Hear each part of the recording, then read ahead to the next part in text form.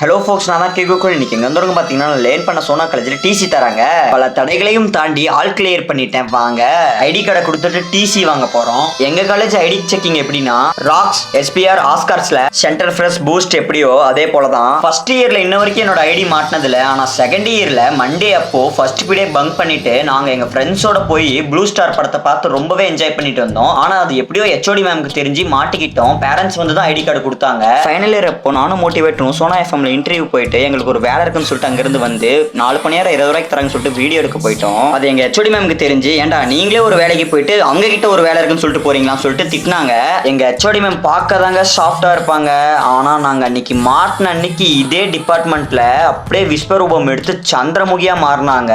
ID கார்டை வாங்கிட்டு பேசினாங்க பாருங்க பேச்சு, அதெல்லாம் இன்னும் மறக்கவே முடியாது. அந்த அளவுக்கு பேசினாங்க. நான் ரொம்பவே பயந்துட்டேன். ஆனா அன்னைக்கு ஈவினிங்கே கூப்பிட்டு உட்கார வச்சு சூப்பரா பேசுவாங்க. அதுதான் எங்க ஹெச்ஓடி மேம். ஆனா இந்த சார் இருக்காங்க பாருங்க, டிசி வாங்க போன அன்னைக்கு அடுத்து என்ன பண்றேன்னு சொல்லிட்டு அவரே கொஸ்டின் கேட்டு அவரே ஆன்சர் சொல்றாங்க. என்ன அடுத்து கல்யாணம் பண்ண போறியான்னு சொல்லிட்டு. எனக்கு ஒரு பர்சனல் ப்ராப்ளம். அப்போ இவர் வந்து எனக்கு கால் பண்ணி தைரியம் கொடுத்தாங்க. ரொம்ப நல்ல சார், சாரி சார் உங்களோட ரிசப்ஷனுக்கு என்னால வர முடியல. இவரு போலவே இன்னொரு சார் இருக்காங்க. இவரோட கிளாஸ் டைம்ல நான் விசில் பண்ணி மாட்டிக்கிட்டேன். அதுக்கும் ஐடி கார்டு வாங்கி வச்சுட்டு அப்புறம் ரொம்ப சாரி கேட்டதுனால தான் கொடுத்தாங்க.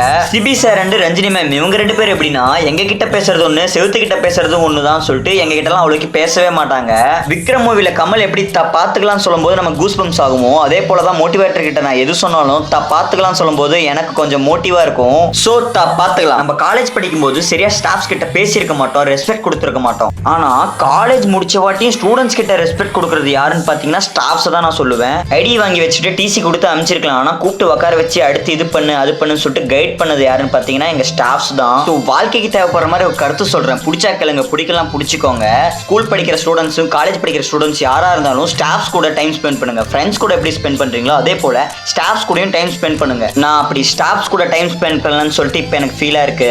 லேட்டஸ்டா தலைவர் சொன்னது போல மாதா பிதா குரு தெய்வம் நல்ல நண்பன் அப்படின்னு சொல்லிட்டு சும்மாவா சொல்றாங்க. என்னால இன்னும் என்ன நம்ப முடியலன்னா எங்க ஸ்டாஃப்ஸ் வந்து நாங்க வில்லன் வில்லியா நினைச்சிருப்போம். ஆனா அவங்க எங்க மேல அக்கறைப்பட்டு இப்பவும் இது பண்ணு அது பண்ணுன்னு சொல்லும்போது எப்படா அப்படின்னு சொல்லிட்டு தான் தோணுது. எல்லாரோட வாழ்க்கையிலும் எப்ப அடி விழுவுமோ அப்ப நம்ம நினைக்கிறது யாருன்னு பாத்தீங்கன்னா நம்ம ஸ்டாஃப்ஸா தான் இருப்பாங்க. 1.5 மாசம் கழிச்சு காலேஜ் போகும்போது தான் தெரிஞ்சு இந்த இடம் தான் நாங்க சந்தோஷமா வாழ்ந்த நாட்கள்னு. ஸோ ஃப்ரெண்ட்ஸ் அண்ட் ஸ்டாஃப்ஸ் எல்லாருமே நீங்க என் மனசுல இருப்பீங்க. எப்பயுமே நான் உங்களை மறக்க மாட்டேன். ஏன்னா மறக்க முடியாத நினைவுகள்லாம் கொடுத்து வச்சிருக்கீங்க. எப்பயுமே நான் பத்திரமா பார்த்துப்பேன். 2 டைம் அரியர் எழுதி 3ஆவது டைம் அரியர் எழுதும் போது பல பிரச்சனைகள் தாண்டி பாஸ் ஆகி டிகிரி வாங்க போறேன். நான் டிசி வாங்கி முடிச்சுட்டு அடுத்த நானும் உங்களை சந்திக்கும் மாதிரி நானும் உங்கள் கேகோக்குள்.